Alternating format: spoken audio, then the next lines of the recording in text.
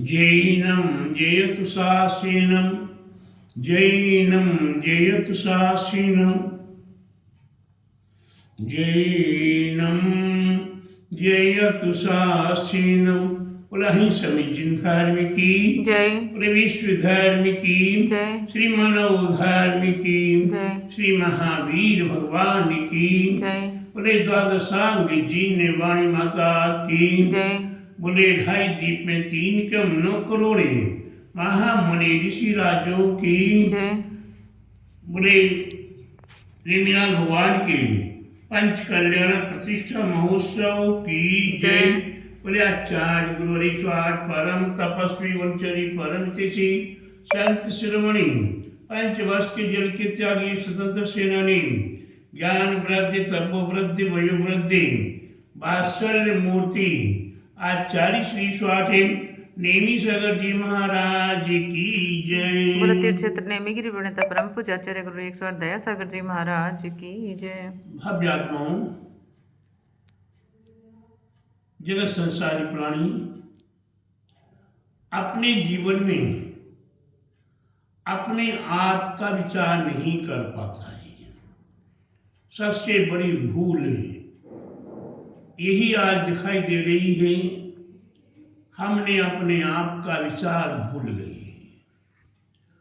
हम कौन थे, कहाँ थे, कैसे थे, हम क्या कर सकते हैं, इस सब बात को हम भूल चुके हैं। प्यारे बंधुओं, एक छोटा सा उदाहरण याद आ रहा है। उदाहरण सुनाने के बाद फिर और रहस्य की बात बताऊंगा। एक नगर में कुछ बड़े पुत्र हुए। उन बड़े पुत्रों ने विचार किया कि हम परदेश व्यापार के लिए चलूं, व्यापार करके अपार पैसा कमा कर लेकर आऊंगा। इसमें बड़े पुत्रों ने अपनी सलाह की और धीरे धीरे करके 10 व्यक्ति की एक संगोष्ठी बना ली। संगोष्ठी 10 व्यक्ति तैयार हो गए और 10 व्यक्ति जैसे नगर से बाहर निकलते हैं, एक नदी पड़ती है। उस नदी को पार करने के लिए सभी आपस में विचार करते कि एक दूसरे का हाथ पकड़ लो, कोई खो ना जाए, कोई बह ना जाए। ऐसा विचार कर नदी पार करने लगी। नदी पार करते करते कभी किसी का पैर फिसला, कभी किसी का आगे पीछे हुआ, हाथ छूट गए। छूटने के उपरांत से भी उस पार पहुंच गए। उस पार पहुंचने के उपरांत राधा दीदी, अनु भैया, क्या होता है, सभी विचार करते कि हम में से कोई खो तो नहीं गया। एक दूसरे गिनती गिनते 1 2 3 4 5 6 7 8 9, 1 2 3 4 5 6 7 8 9, 1 2 3 4 5 6 7 8 9। सभी ने गिनती गिनी और 9 तक ही गाड़ी अटक गई। अनूप जी, ध्यान देना मेरी बात पर। वह व्यक्ति, सभी व्यक्ति विचार करते हैं कि एक व्यक्ति खो गया, सभी रोना शुरू कर देते हैं। राधा दीदी, क्या होता है, सभी रोना शुरू कर देते हैं और बड़े परेशान हो रहे, बड़े दुखी हो रहे कि हम 10 आए थे, 9 रह गए, आगे क्या होगा, कैसे व्यापार करेंगे, जब घर वापस आएंगे तो ये खो गया, उसके परिवार के व्यक्ति को कहाँ से ला कर देंगे और क्या क्या अशुभ होगा पता नहीं। ऐसा विचार करते सभी रो रहे। इसी बीच में ये गाड़िया आता है और वही पूछता, बच्चों तुम लोग किस लिए रो रहे हो? बोले भाई हम लोग 10 व्यक्ति आए थे मिलके और परदेश के लिए यहाँ व्यापार करने जा रहा हूँ। धीरे धीरे नदी पार किया, एक व्यक्ति खो गया। उसे गड़रिया ने देखा कि 1 2 3 4 5 6 7 8 9 10, अरे मौका है, फायदा उठा लो। उसने कहा भैया हम तुम्हारा एक व्यक्ति लाकर दे दूंगा। ये खो गया उसे मिलाकर दे दूंगा, लेकिन हमारे लिए आपको 10-10 रुपये देना होगा। बोला ठीक है भाई, हम लोग 10-10 रुपये दे देंगे। बोले नहीं, पहले मेरे हाथ में 10-10 रुपये दो। सभी ने 10-10 रुपये दे दिए। 100 रुपये उसने गिन के संभाल के रख लिए। अब सभी को कहता है कि भाई आग बंद करो। सभी को क्या कहता है सुनीता जी, ध्यान दीजिएगा, क्या कहता है? आप लोग सभी आंख बंद करो। आंख बंद करने के उपरांत वही यहाँ वहां दौड़ लगा रहा है, ये कहाँ हो, कैसे हो, चलो इधर आओ। करते करते सबको एक एक करके एक एक चांटा मारता जा रहा है और गिनती गिनाता जा रहा है कि 1 2 3 4 5 6 7 8 9 10, ये पूरे हो गए तुम लोग। उन्हें सभी ने देखा कि हम 10 हो गए, बड़े खुश हो गए। अन्य व्यापार के लिए चले गए। कहने का मतलब समझे प्यारे बंधुओं, ये कहाँ कमी हो रही थी? आज जो सारे देश में हो रहा है कि हम अपने आप को खो जाते हैं। जो गिनती गिन रहा था वो अपने आप को भूल रहा था। प्यारे बंधु, बस यही भूल हमारे आपके जीवन में महाभूल में भूल होती चली जा रही है। हम मंदिर आते हैं किसके लिए दादा? मंदिर आते किसके लिए? हम आज अपने आप को नहीं आते। मंदिर में कौन क्या कर रहा है, कौन आया कौन गया, किसने क्या चढ़ाया, किसने क्या लिया, किसने क्या दिया, किसने किससे बातें की। प्यारे बंधु, बस यही हो रहा है। हम अपनी भूल महाभूल में डूबे हुए हैं। प्यारे बंधु, निज में आ जाओ, निज को संभाल लो, निज का आनंद प्राप्त कर लो।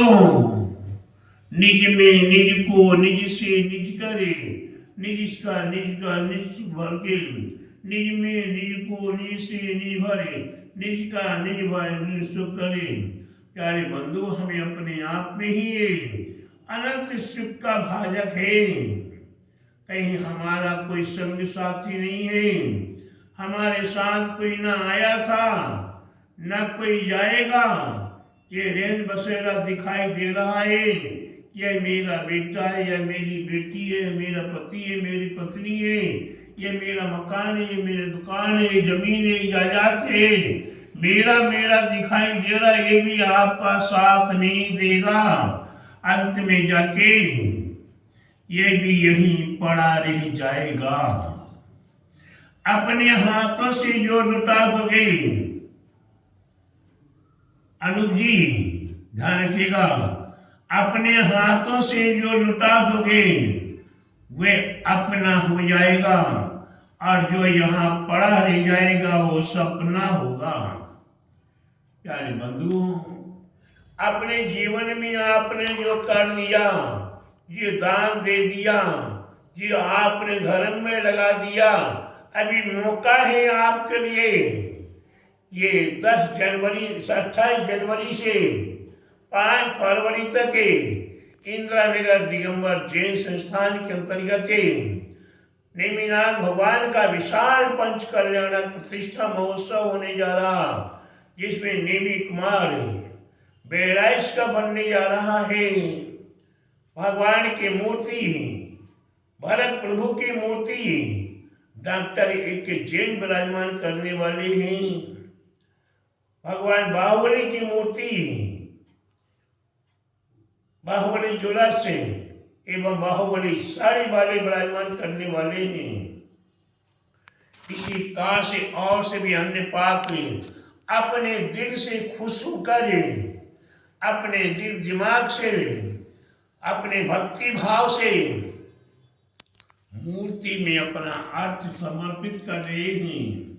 उसी प्रकार से नेमिनाथ भगवान की मूर्ति, उसी प्रकार से और अन्य मूर्ति विराजमान होगी।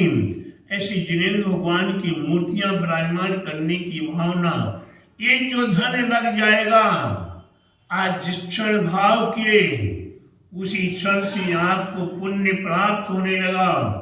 और जब तक यह मूर्ति रहेगी, संस्थान के सभी व्यक्ति, लखनऊ वासी ध्यान दिए मेरी बात की ओर, जब तक ये मूर्तियां रहेंगी तब तक आपके लिए जितने जितने व्यक्ति भगवान की पूजा पाठ अर्चना करेंगे, उसमें से आपके लिए कमीशन रूप में आपको शाश्वत पुण्य प्राप्त होता रहेगा।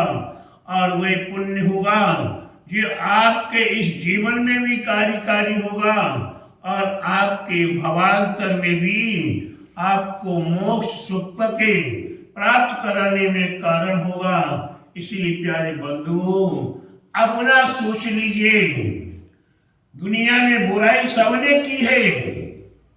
मनोज जी, अनूप जी, अन्य भैया, राधा दीदी, हमारी महिला मंडल, बुराई सबने करना सीखा है, लेकिन अपने आप में आना सीख लो। जिनने अपने आप में आना सीख लिया है वही अपने जीवन को सार्थक बना लिया करते हैं। मैं आपको इतना ही कहूँगा कि भैया, पल को छोड़ो, अपने आप से जोड़ो। अगर अपने आप से आपने जोड़ लिया, हमारे नेमिचंद सिद्धांत आचार्य जिनने द्रव्य संग्रह की रचना की है, उनने स्पष्ट कह दिया, सभ्य शुद्धा शुद्ध नया निश्चय नय की अपेक्षा प्रत्येक प्राणी शुद्ध है, नित्य है, निरंजन है, निराकार है।